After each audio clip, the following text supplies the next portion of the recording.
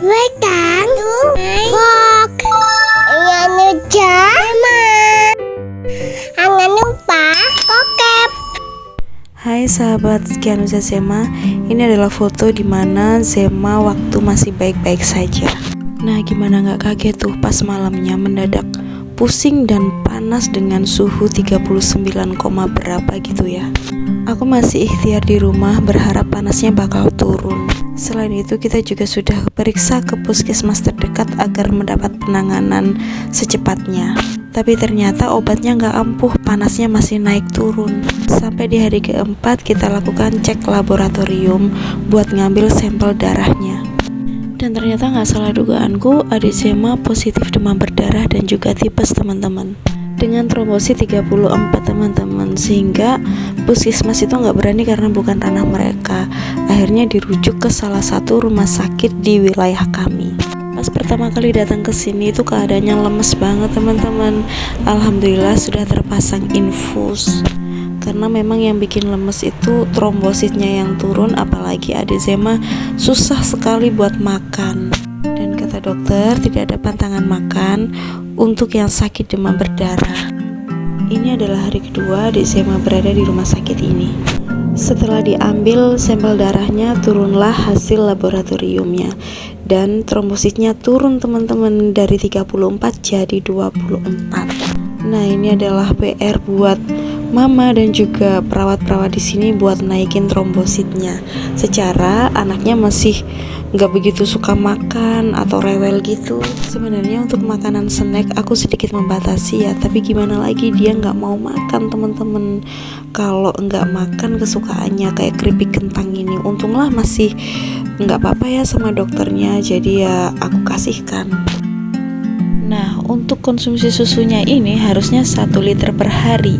Tapi adik Zema cuma bisa ngabisin 200 ml per hari. Gimana nggak kebayangkan pusingnya mamanya. Secara naikin trombosit anak itu susah banget teman-teman.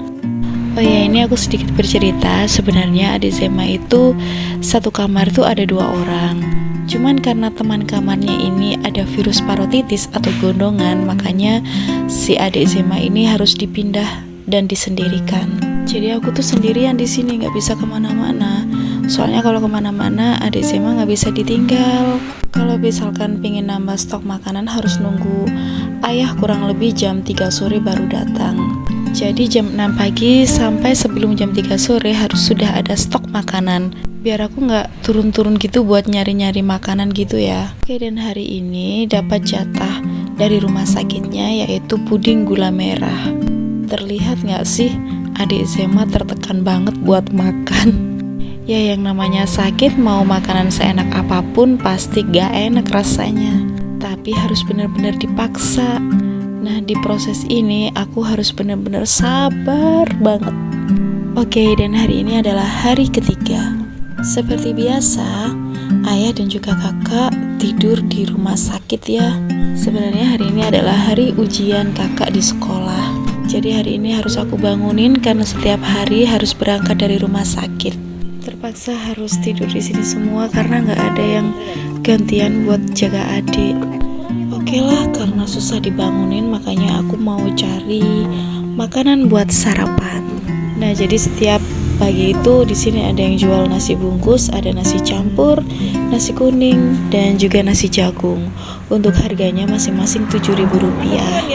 Jadi di sini aku beli 3 teman-teman, nambah teh panas dan juga kopi panas.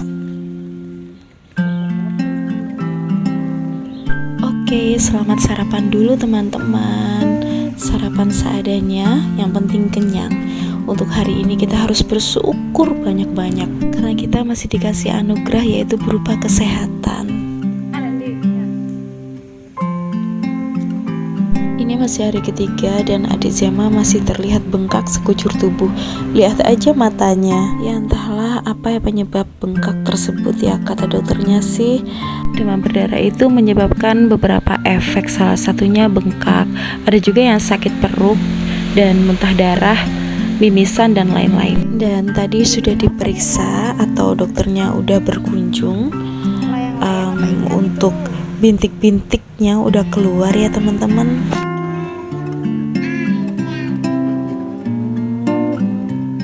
bikin sandwich? Iya. Oke, semangat ya, Ma. Semangat. Gimana kalau semangat tangannya? Semangat. Semangat. Beranjak hari keempat, dan ini posisinya sangat pagi banget ya, atau subuh. Jadi aku masih ngecek bagian kakinya, ini masih bengkak dan terlihat masih ada ruam-ruam merah ya.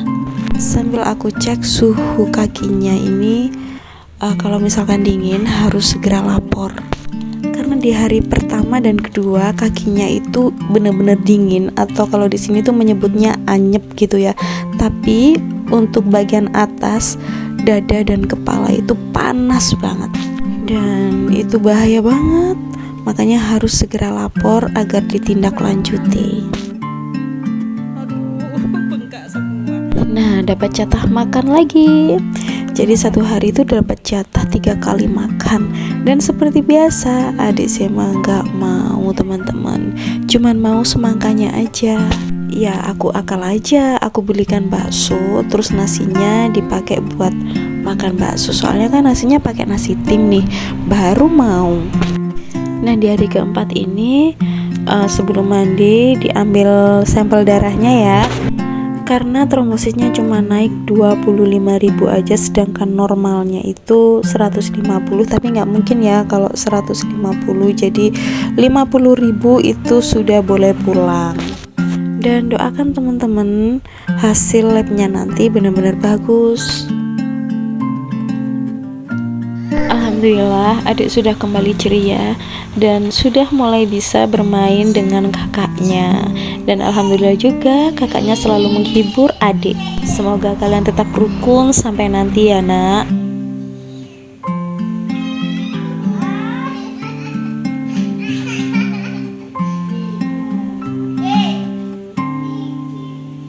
Nah sekarang tuh masih hari keempat, tapi adik sudah selesai mandi karena udah gak panas, jadi aku mandiin.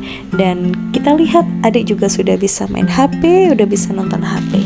Nah ini kenapa sudah ganti baju, karena sudah ada pemberitahuan dari pihak rumah sakit bahwa adik Sema boleh pulang hari ini, yaitu di hari keempat.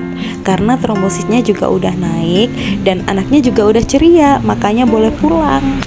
Tapi pas dilepas infusnya, adik Sema lagi bubuk nih teman-teman. Nah sekarang kita udah persiapan mau pulang, kita nunggu administrasinya dulu ya. Alhamdulillah nak, hari ini kamu udah sehat kembali, udah pulih, udah gak lemes lagi. Akhirnya bisa menghirup udara segar kembali setelah 1 pekan berada di kamar dan merasakan lemas yang luar biasa. Oke sahabat Kenza Sema, semoga teman-teman di luar sana sehat semuanya ya, tanpa kurang satupun. Jaga kesehatan selalu dan jangan lupa bersyukur. Wassalamualaikum warahmatullahi wabarakatuh.